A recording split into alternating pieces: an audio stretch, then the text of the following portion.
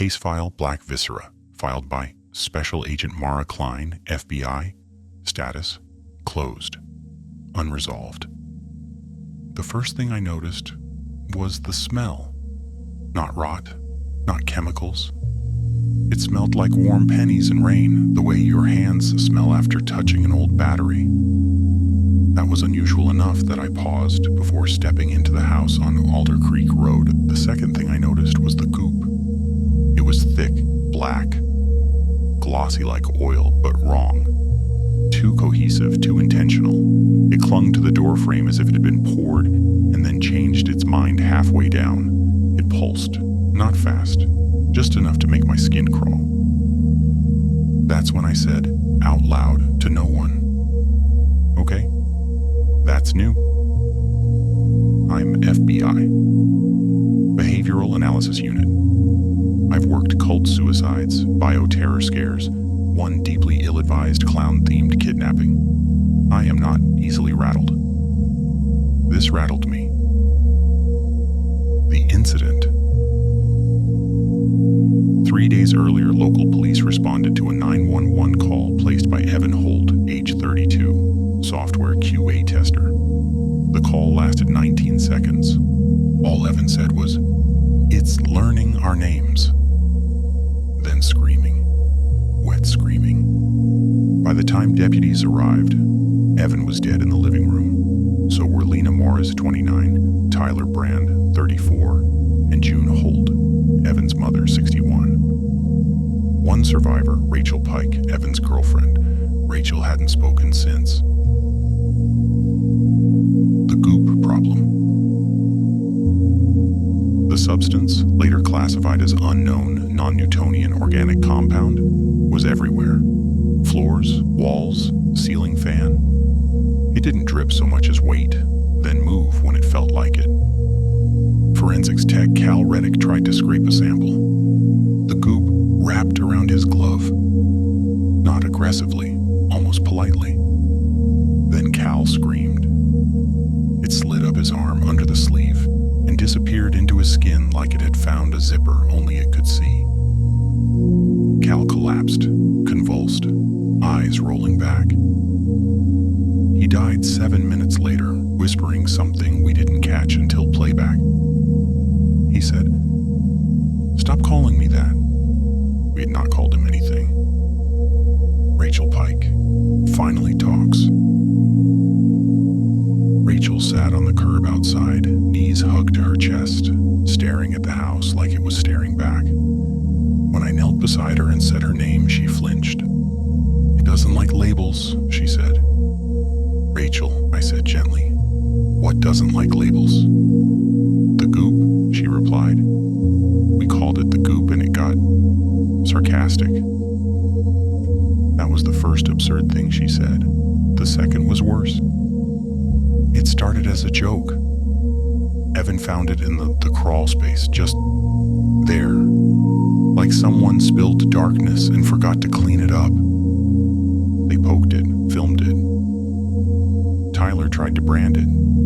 "Shadow sludge," he said, laughing. That night, it oozed into the kitchen and spelled Tyler on the fridge. Backward. Tyler laughed. He died first.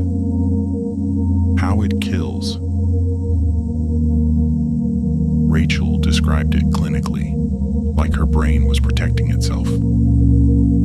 Tyler slipped in the hallway.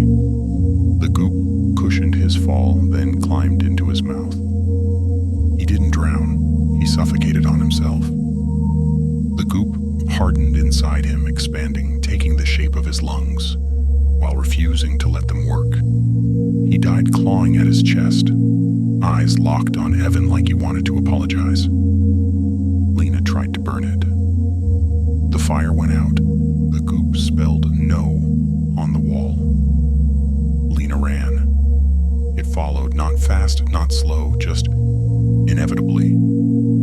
When it caught her, it poured over her face and showed her something.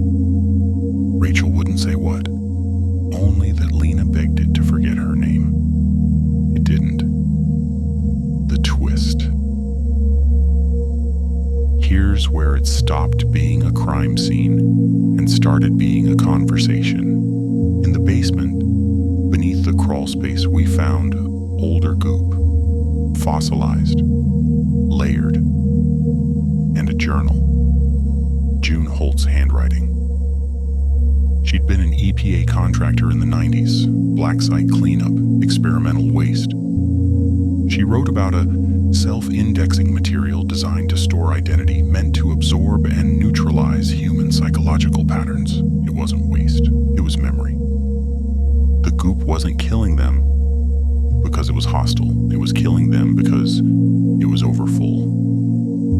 Every name they gave it added weight. Every joke, every label, every definition pressed into it like another file shoved into a bursting cabinet.